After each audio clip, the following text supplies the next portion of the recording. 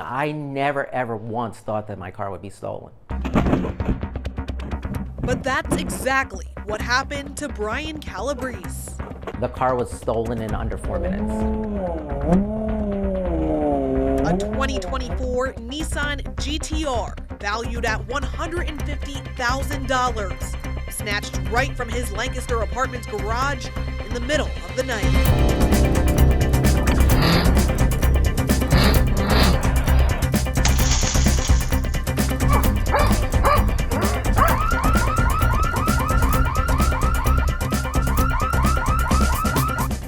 They did not have my keys. They did not break the glass. It was a team of individuals that stole the car. From my perspective, it looked like they had cased the place. It's a wild story, becoming all too common across South Central Pennsylvania and across America. We had been on a pretty good winning streak, if you want to call it that, up until a few years ago. Stephen Wheeler is the executive director of the Pennsylvania Automobile Theft Prevention Authority, with more than 30 years of law enforcement experience under his belt. And then we got hit with, as a result of the COVID and the lockdowns and people, not being out and about, and then cars sitting for extended period of times, things started to happen. And in the last several years, experts say auto theft has become an epidemic. There used to be an idea that, car theft is joyriding. It's some teenagers that took your car because it had the keys, and then they went for a ride, and then they left the car after it ran out of gas or whatever. Not the case anymore. That rings true in Brian's case. They used a crowbar on this door, and as you can see, it was damaged right there. As has become common with these crimes, the thieves were able to steal the signal from a key fob inside his apartment. They were definitely professionals. I spoke with Nissan. Nissan actually tried to send my car a new software system so that they could track it, and it didn't work. Professionals who are going well beyond just stealing from private vehicle owners. Car theft tends to be sophisticated, tends to be organized. We see dealerships that are getting hit. Dealerships like Morgan Automotive in Penn Township, Lancaster County. These guys will stop at almost nothing. They have no fear whatsoever. In the span of 18 months, owner Doug Morgan has had 5 cars stolen off his lot. One of those thefts seen here in this security footage. 3 cars were eventually recovered, but the crimes still total nearly a $500,000 hit to the business. It's time, it's personal property, it's the cars themselves. If we do get them recovered, now we have to sell them as recovered theft cars. They're typically damaged. Get on the internet, look for the cars that are high-end, high-priced, that they know can sell, or that they're taking orders for.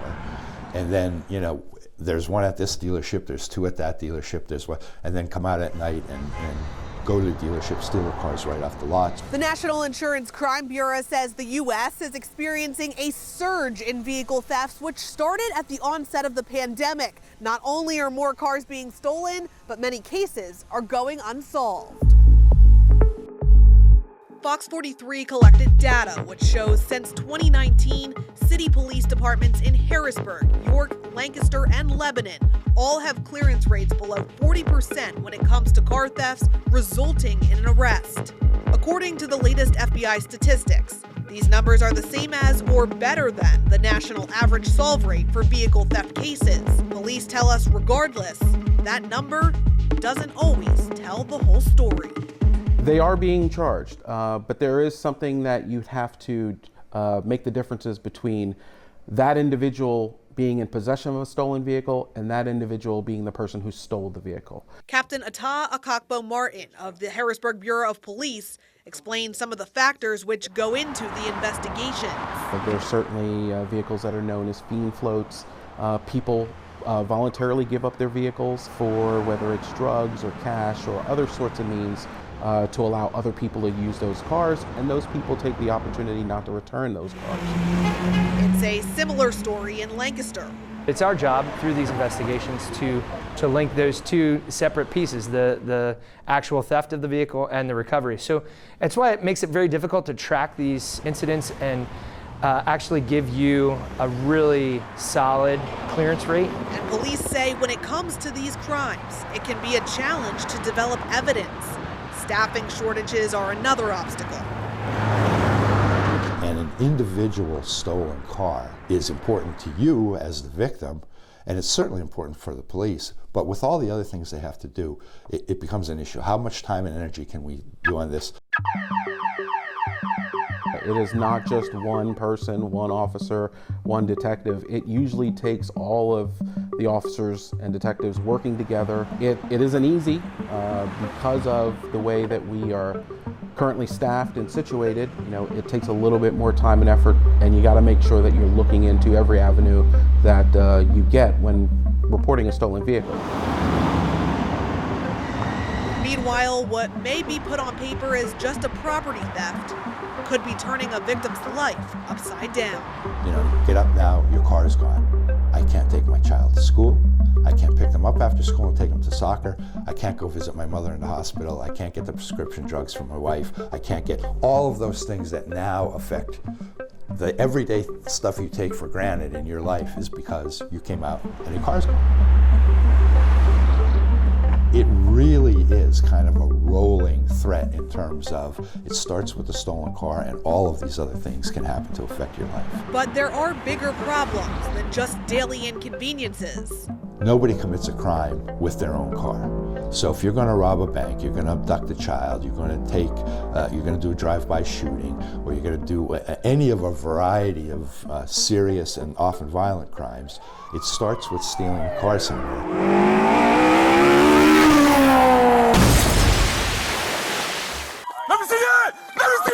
A lot of times these stolen cars are being used as an instrument in another crime. Would you say that's something that you're seeing here in Harrisburg? That is correct. We've had a lot of shootings that result in vehicles that have been reported stolen. Sometimes the vehicle itself is being reported stolen after we are finding major crimes that have occurred. And if they're not being used in another crime? The detective said that a lot of times what happens is they end up in a shipping container. The cars that were recovered in the Maryland waterfront area, getting ready to be put on containers. You can fill in the blank as to where a vehicle could go and get shipped across the ocean somewhere, and we could never track that back down again.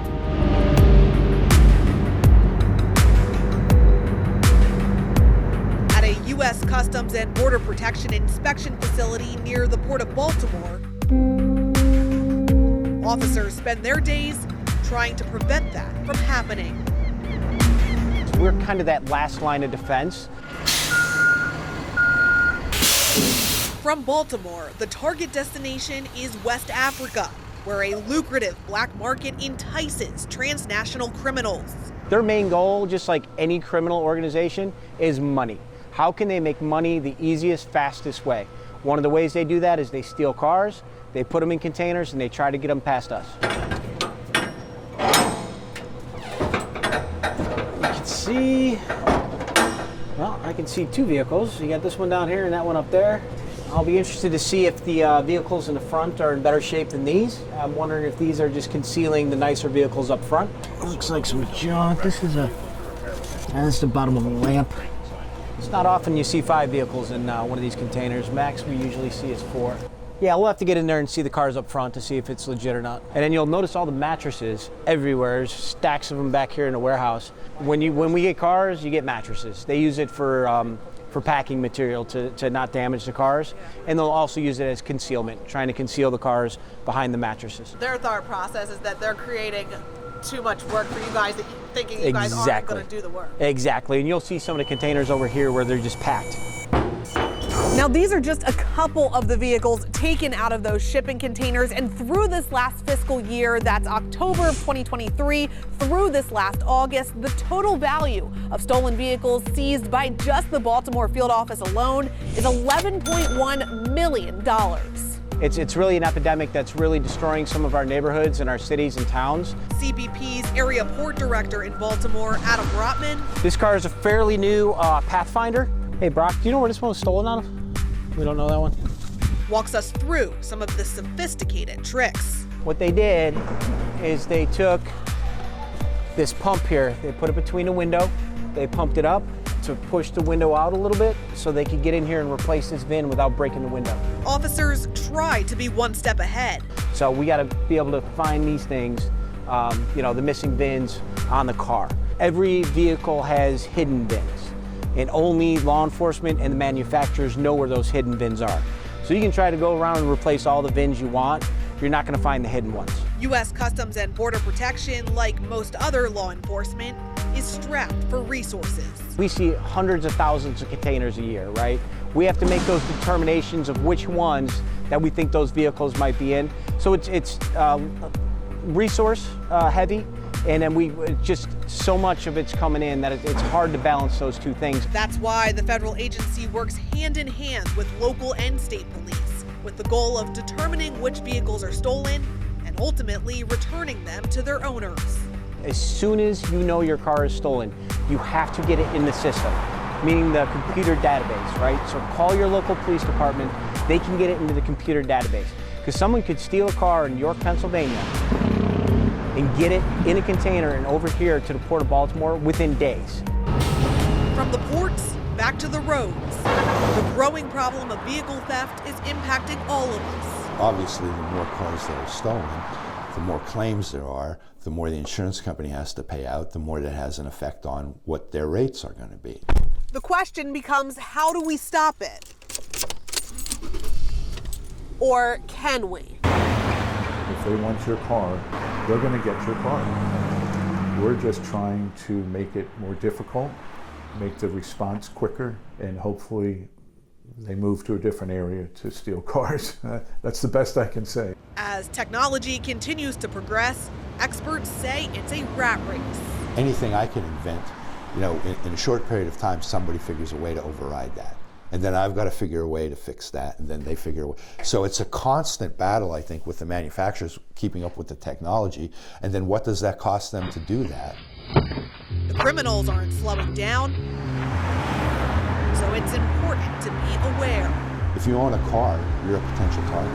And if you own a particular kind of car, you may be a greater target. Police in Lancaster County have created an auto theft task force, and in Harrisburg, police say license plate readers have helped dramatically in identifying and recovering stolen vehicles. We get vehicles that are listed as stolen, we're able to put those into a database, and we've got fixed cameras or mobile cameras that are all over the cities to include other jurisdictions and areas where those tags will be flagged.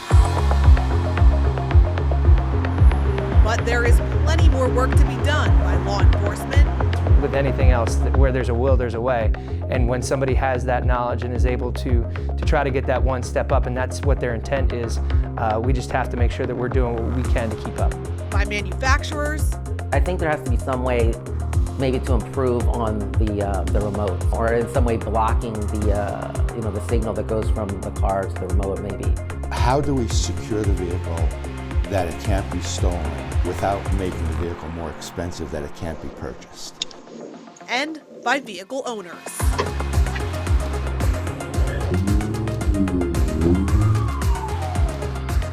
The stolen car is just the end result of all their planning and all their steps before they get that car. But if they want your car, they're going to get it. Alyssa Kratz, Fox 43 News.